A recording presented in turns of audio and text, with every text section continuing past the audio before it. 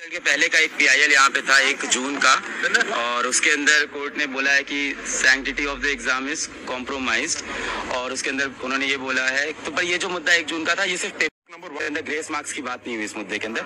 1 जून को कुछ बच्चों ने ये जो पीआईएल कर रखी है, ये अराउंड थी पेपर लीक के बच्चों ने की है, राइट। जैसा कि आप लोगों ने देखा कि नीट का जो पेपर है, मतलब सबको मालूम चल गया है, सरकार से लेकर हर तरफ त्राहिमाम मचा हुआ है कि नीट का पेपर कैसे वायरल हुआ, कैसे सीटिंग हुआ, किस तरह मार्जिंग किया गया, नॉर्मलाइज किया गया, ग्रेस मार्क्सिंग की बात किया गया है, ग्रेसिंग मार्क्स का बात उसमें मालूम ही नहीं चल रहा है। इसलिए चूँकि यहाँ पर बात क्या हो रहा है, कहीं ना कहीं एग्ज़ाम में कुछ ना कुछ प्रॉब्लम हुआ है, एग्ज़ाम वाले के साथ नाइंसाफ़ी हुआ है। यानी जिसने एग्ज़ाम पास किया, कई लोगों का ऐसा मार्क्स है जो लगभग 750 मार्क्स है, किसी का 700 ऊपर है, किसी का 690 के आसपास है, फिर भी उसे फेल करार कर दिया गया है। मतलब ये कंडीशन किसी को समझ में नहीं आ रहा है कि इस बार कैसे रिजल्ट दिया गया है। इसलिए यहाँ पर देख रहे हैं कि अलख पांडे सर जो हैं, फिजिक्स वाले सर, वो भी पहुँच चुके हैं सुप्रीम कोर्ट। वो भी पहले ऑनलाइन अपने यूट्यूब माध्यम से, अपने एप्लीकेशन के माध्यम से आवाज़ उठाते थे, लेकिन जहां ज़रूरत पड़ा अपने बच्चों के लिए, अपने साथियों के लिए आवाज़ उठाने के लिए वहां धरातल पर पहुंचे हैं।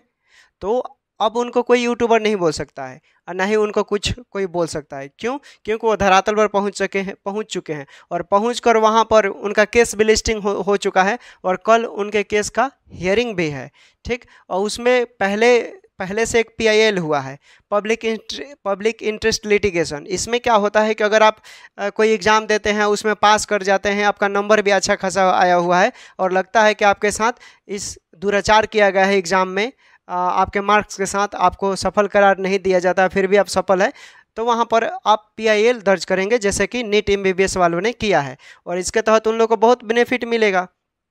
उसी तरह ठीक अगर हम बीटीएस एएनएम की बात करें, तो इसमें अभी किसी ने पीआईएल नहीं किया है। हालांकि पीआईएल यहाँ बनता है और करना होगा, क्योंकि एग्ज़ाम की बात है। बहुत सारे लोग एग्ज़ाम पास किए हैं। भाई जब एग्ज़ाम पास किए हैं आप, तो आपको लगना चाहिए कि जब पीआईएल करेंगे तो आपके साथ सुप्रीम कोर्ट जरूर कुछ ना कुछ बीच का क्लू निकालेगा। ऐसा तो है नहीं कि आपको छोड़ देगा। पहले से एसएलपीए तो दर्ज है ही, और हियरिंग का भी डेट अनाउंस हो चुका है। लेकिन अगर आप पीआईएल करते हैं तो पीआईएल घर बैठे नहीं होता है। बहुत लोग बोल रहे हैं कि हमको फॉर्म भेज दीजिए कर देंगे, तो नहीं, ये सब गलत है। अगर आपको पीआईएल करना है होगा तो आपको जाना पड़ेगा सुप्रीम कोर्ट में, वहाँ पर पीआईएल करना ही पड़ेगा। चाहे आप किसी भी एडवर्टाइजिंग के माध्यम से, कोई किसी भी ऑर्गेनाइजेशन के द्वारा, या कोई एडवोकेट होगा उससे भी आप करवा सकते हैं, लेकिन आपको वहाँ पर जाना पड़ेगा। इसके लिए आप घर बैठे पीआईएल नहीं कर सकते हैं। देख रहे हैं कि कई लोग यहाँ पर जाकर वहाँ पर दिए हैं सुप्रीम कोर्ट के पास। अभी जैसे कि आप लोगों ने देखा, तो यही सब बात है। केस जीतने के कगार पे हैं आप लोग, बस थोड़ा सा आप लोग को एक्टिविटी करना होगा, थोड़ा सा बढ़ चढ़ कर पार्टिसिपेट करना होगा, क्योंकि ये लड़ाई एक आदमी की नहीं है। कोई लोग बोल रहा था क्या कि आप ही सब चीज़ कर दीजिए, तो भाई हम क्यों सब चीज़ करें? अगर मेरा पर्सनल बात होता तो मैं ज़रूर करता, अपने घर से लगा कर करता, लेकिन यहाँ पर मेजोरिटी की बात है, जनसमूह की बात है, एक आदमी की बात है ही नहीं, पूरे 8,000, 9,000, 10,000 लोगों की बात है। तो 10,000 लोगों का भार एक आदमी क्यों उठाएगा? बाकी लोग कहाँ हैं? होगा तो सबका होगा ना जी। तो ये सब चीज़ें हैं। आप अगर आंखें नहीं खोलेंगे तो आप बुरी तरह प्रभावित होंगे।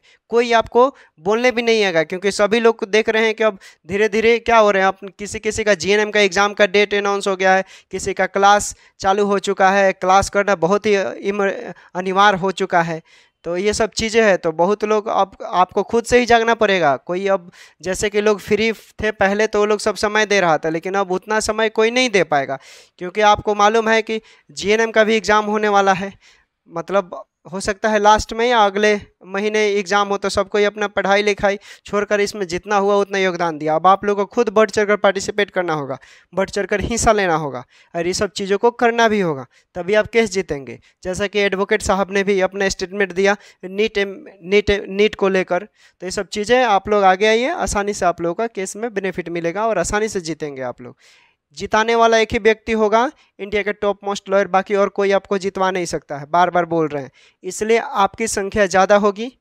नीट एमबीबीएस का जो पेपर आउट हुआ था, जिसमें सीटिंग धांधलिंग हुआ था, उसका तो केस लिस्टिंग हो चुका है। कल उसका एक और हियरिंग होने वाला है। उसके रिगार्डिंग आप देख रहे हैं कि अलख पांडे जो सर हैं पहुँचे हैं, और जिनको फिजिक्स वाले के नाम से भी बहुत लोग जानते हैं, फिजिक्स वाले नाम से चर्चित हैं।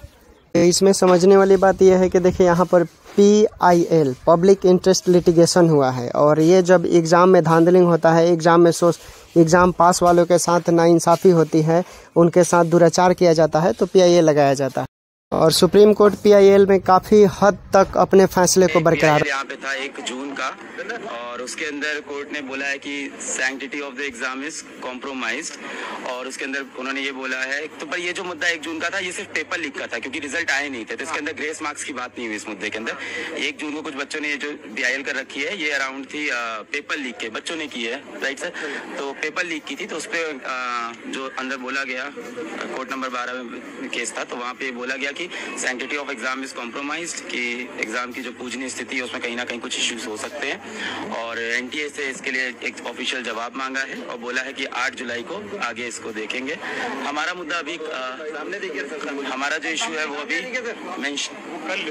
कल हमारा जो इशू है वो कल लिस्ट होगा, मेंशनिंग के लिए आज हम लोग ने किया है, तो कल लिस्ट होगा। और देखते हैं अभी जो करंट है इसके अंदर, इससे पेपर लीक का मुद्दा था, ये एग्जाम के रिजल्ट के पहले लिस्ट हो गया था, तो इसलिए अब जाके उस पर आज पहली हियरिंग थी, तो 1 जून को ही आ गया था, जबकि रिजल्ट आपके 5 तारीख को आए हैं, तो ये पहले से 4 तारीख को आए, तो 1 जून को इसको लिस्ट कर दिया था, इस पर अभी सुनवाई, पर इसमें सिर्फ पेपर लीक की बात हुई है, अभी ग्रेस नंबर की कोई बात नहीं है। हमने जो PIL फाइल की है उसमें हमने ग्रेस नंबर की बात की है, पेपर लीक की, दोनों चीजों की बात की है। तो खैर इसी मुद्दे पे अभी ऑनरेबल सुप्रीम कोर्ट को लगता है sanctity of the exam is compromised and they have asked NTA to reply. Yes sir, जो पिटीशन लगी हुई थी, सुप्रीम कोर्ट ने नोटिस जारी किया, NTA से रिप्लाई को मांगा है, और सुप्रीम कोर्ट ने क्या आपका जो पिटीशन लगा था उसके बारे में कुछ बता सकते हैं क्या? हमारा जो पिटीशन लगा है उसकी मोस्ट प्रोबेबली कल लिस्टिंग होगी। हमने एग्जाम रिजल्ट के बाद पिटीशन लगाया था। आज जिस पे बात हुई है वो पिटीशन पहले से लगा हुआ था, वो एग्जाम रिजल्ट से पहले 1 जून से लगा हुआ था, तो उस पे आज हियरिंग हुई है। हमने एग्जाम रिजल्ट के बाद किया है। ये जो आज मुद्दा जो लिस्ट हुआ है जिस पे आज बात हुई है वो एग्जाम रिजल्ट का पहले का है, उसमें सिर्फ पेपर लीक की बात हुई थी, क्योंकि पेपर लीक तो सबको पहले से पता था हुआ एग्जाम रिजल्ट के। एग्जाम रिजल्ट आया तो पता चला और भी प्रॉब्लम है कि ग्रेस नंबर दिया है, डिस्पेरेंसीज है, ट्रांसपेरेंसी की प्रॉब्लम है, वो मुद्दा जो है वो हम कल लिस्ट होगा हमारा।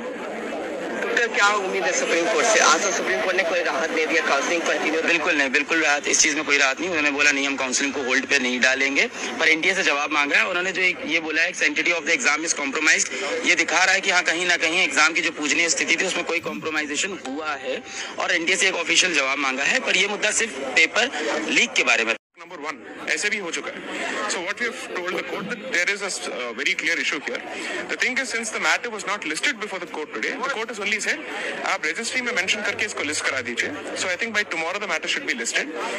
हमारे matters के पहले जो matters list हुए थे उसमें already notice issue हो चुका है. So the court has indicated that our matter will also be taken up with the other matters and उसमें भी notice issue हो जाना चाहिए. But the court is clear that it will not stay the counseling process at this stage. So that is what the court has said. Let's see what happens. कल हमारा matter list हो जाना